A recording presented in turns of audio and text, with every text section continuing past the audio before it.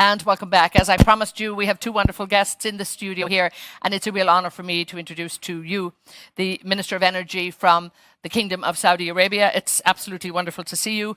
His Royal Highness Prince Abdulaziz bin Salman bin Abdulaziz Al-Saud. Thank you so much for being with us. We're delighted you're here in the United Arab Emirates. And from the United Arab Emirates, of course, Cabinet Minister and Minister of Energy himself, His Excellency Suhail, Mohamed Al-Mazrouei. So, gentlemen, wonderful to have you here. And, Your Highness, if I might start with you, when we look at, global energy, it's making headlines around the world. People are very concerned, but you are also concerned about energy security. Talk to me about what the Kingdom can do when it comes to energy security for the region and indeed for the world. Well, first of all, it's a pleasure to be in UAE and in Dubai. It is a place that I've been visiting regularly now, and I can't wait for any occasion to arise that I would jump on a plane and come. I feel I'm within the contours of extended family. Eithne too, you have been a part of our family as OPEC and OPEC Plus. So we hold your professionalism with great deal of regard and appreciation. You've been part of us and our fabric. Energy security is a concerning topic. We believe we as OPEC Plus, and I have a great partner here, have done a lot in bringing about stability. There is nothing more profound, more important for energy security than having to have a stable market.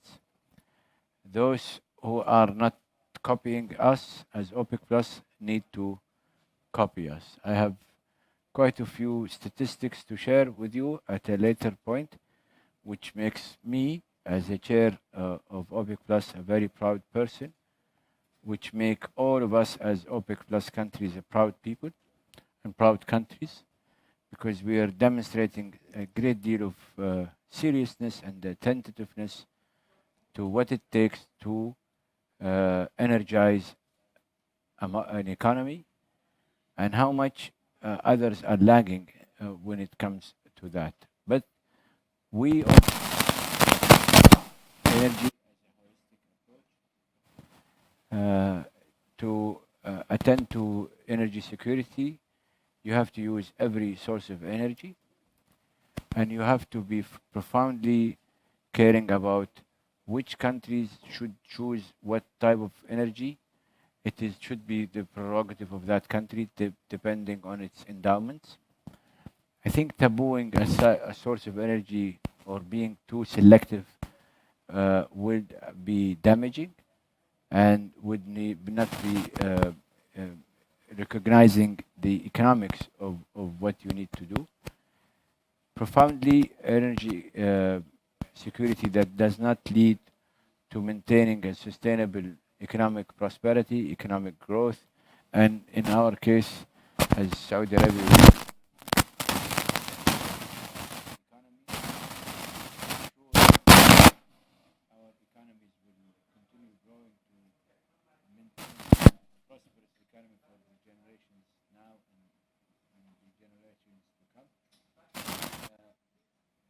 like to do that, also cognizant of the issue of climate change.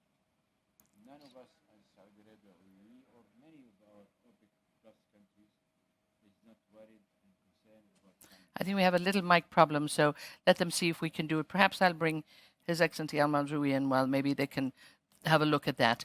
And when we look here, I know you have always talked about the importance of energy diversification here. And talk to us a little bit about the UAE Energy Strategy and related perhaps to that energy security issue. Well, I think as His Royal Highness have mentioned, all of us here in the Gulf trying to build a sustainable model. And in building that sustainable model, we are working on parallel track. One, to ensure that we as a reliable supplier of hydrocarbon, we're supplying the world with the requirements when some other countries who used to be a major supplier, are lagging behind because of the natural decline. At the same time, we elected back in 2016 to look as a country and build a strategy that will take us some 30 years into the future. And building that strategy, we weighed different options. One is going fossil, one is going fossil green, one is going 100% green. And we put three triggers. One is the energy security, the question that you asked.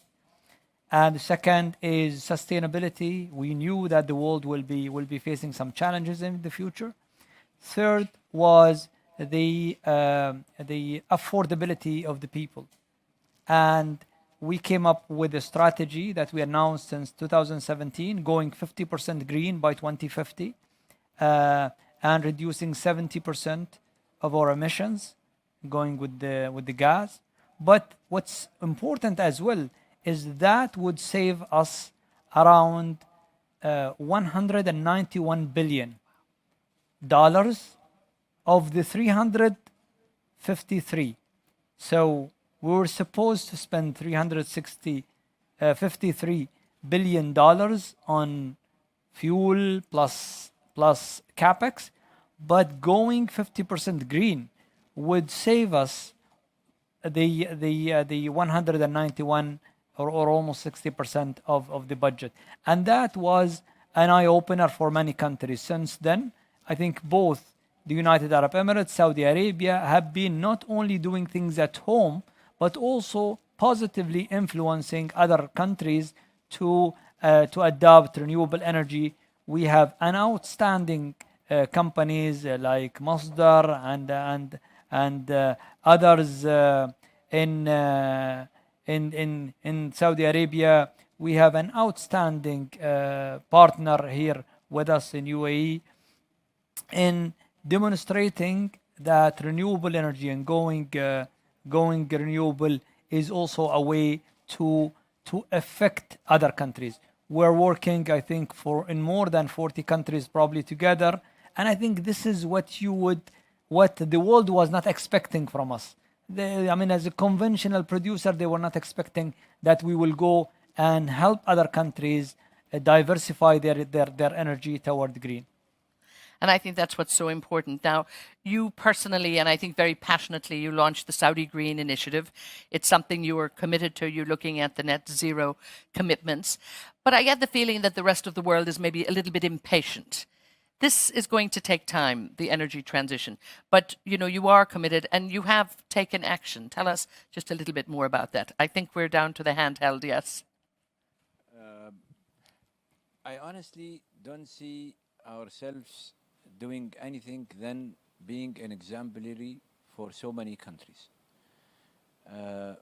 We are at ease with what we are doing. As Suhail was saying, we as well as UAE, actually, we will be saving a lot of billions, even after spending, of doing exactly what we're saying, which is, in our case, for example, power sector would move from liquids to 50% gas and 50% renewable. It would save us money, actually, and it would enable us actually to push that saved money into something else.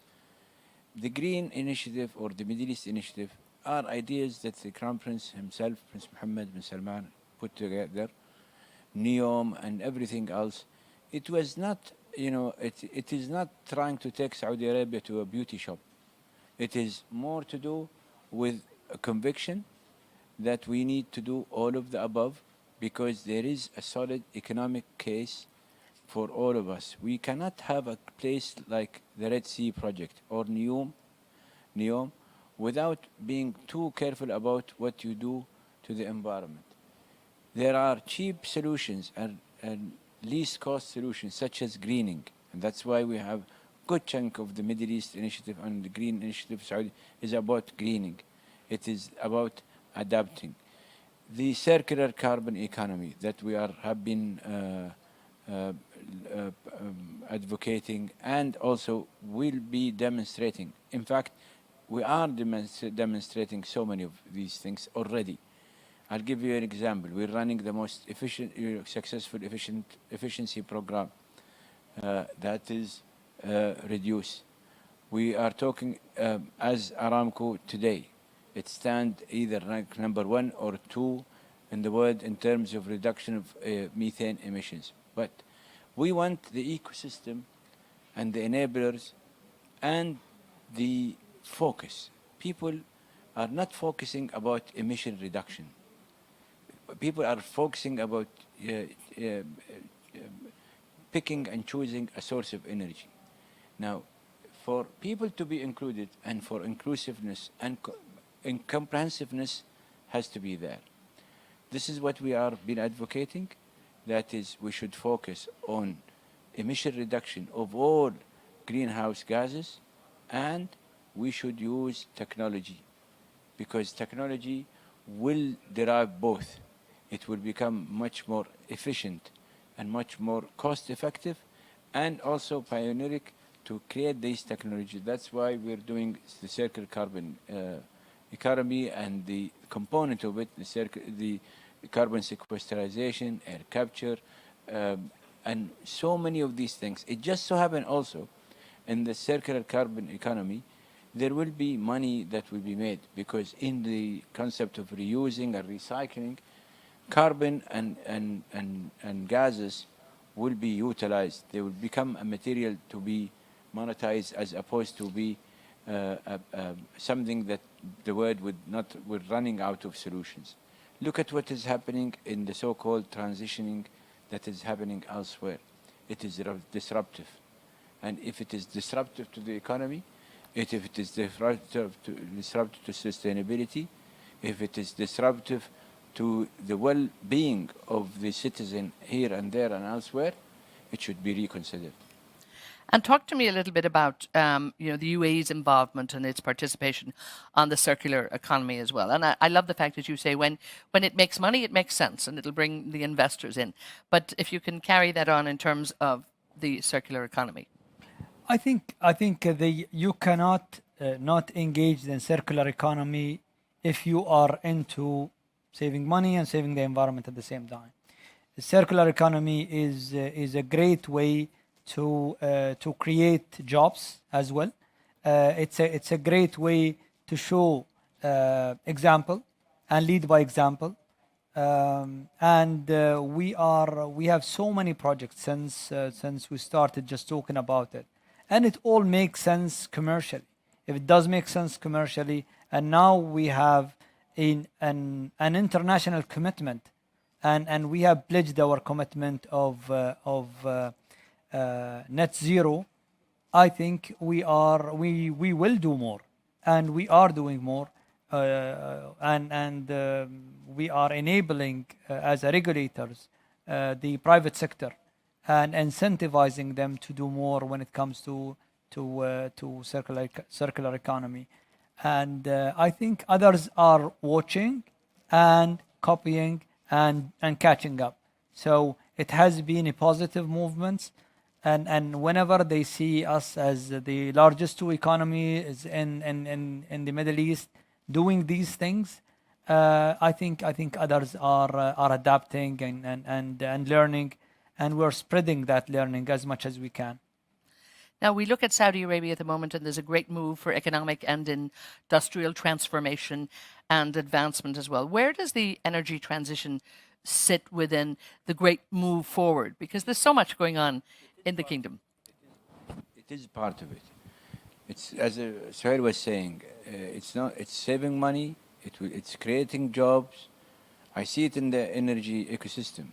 More and more enthusiastic young ladies and gentlemen joining this sector because of its excitement. The excitement that it is drawing of being adventurous, of being technologically drawn into these activities. Some of it are these challenges, these technologies are challenging, and they will continue to be challenging. But with challenge and creativity, you will see serious women and serious men are approaching this sector with excitement, because to them it is making them look as if they are modern, and they will be engaged in modern activities, and also they will be engaged in their own ambition, which is having to have economic prosperity and monetizing our natural resources, including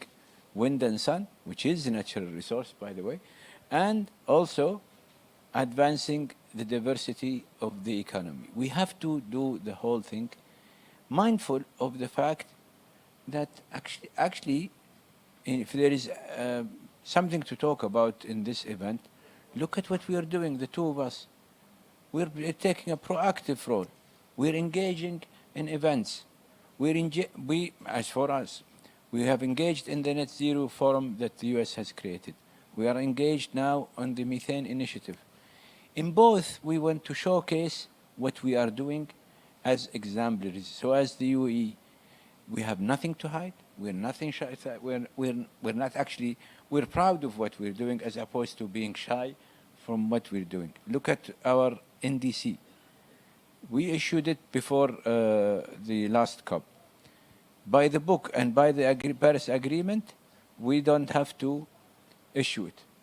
However, we elected to issue it because we feel strongly that we could achieve 278 million tons of reduction of emissions. That 278 is almost equivalent to the entire emissions. And I'm not joking, Kuwait, Bahrain, Qatar, and Oman, almost 97% of that. The 278 is almost equal to today's emission of the UAE. If we are not proud and willing to show that, I don't know what else we'll show. Now, just a closing question from both of you, and perhaps it's about looking forward to the future. It's a very dynamic time, and Your Excellency Al-Mazrouei, you look at the great initiatives here, hydrogen, nuclear. There's so much going on in the energy sector. It's really a dynamic time. Just a few minutes, very quickly, just bring me up to date with where we're heading here in the UAE. Well, we are very excited about hydrogen. We put a roadmap. We brought that forward to the COP26. And we're implementing that. We have more than 7 projects already happening as we speak, and we're doing more and more on hydrogen. Part of that strategy is to capture a 25% market share. We think we can export hydrogen to some of our partners. There has been already discussion with many countries who we supply with hydrocarbon today, and they are keen to get hydrogen. We will work on both blue and green hydrogen. We have built the first Middle East green hydrogen plant, and we are testing now the utilization. Of course, there are challenges in hydrogen as we speak. R&D is very important. I think we are also engaging with our R&D centers to work with in the region, with Saudi Arabia and with others. And that's actually something that we have agreed we'll talk about after the session. And also work with the international community. We need not to spare an effort in ensuring that we make this viable option an option for us. And we think, as we are big in hydrocarbon, both of our two countries will be big in hydrogen and hydrogen exporting. And that's so exciting to hear. I leave you the closing word. If you can maybe give me a short one on this, the future, where are you heading? No, I will make in this event, using this platform, this event, just to make a simple calling for the whole world. Let us focus. Let us concentrate on emission reduction of all greenhouse emissions. Let's not be picky and choosy about what solution or what energy source. If you want inclusiveness, you have to be comprehensive. What matters the most is the reduction of emissions by all, subject to national consideration and national conditions, taking into account the situation of all countries, which is profound in that Paris Agreement. It's common, but differentiated responsibility. and each and every one should attend to his own share of that responsibility. We owe it to ourselves here as Saudi Arabia. I owe it to our friends in the UAE that actually, if you look at our commitments when it comes to emission reductions, we're doing way and beyond what is our share is. And again, I want to thank you both thank you for being here. Thank you for your great input, and agreed when we look at the great initiatives that you've put in place. As you say, challenges along the way, but you're certainly up to dealing with those challenges. So it's a real honor for us here to bring to you, our dear audience, the Minister of Energy from KSA, His Royal Highness Prince Abdulaziz. Thank you so much for taking the time.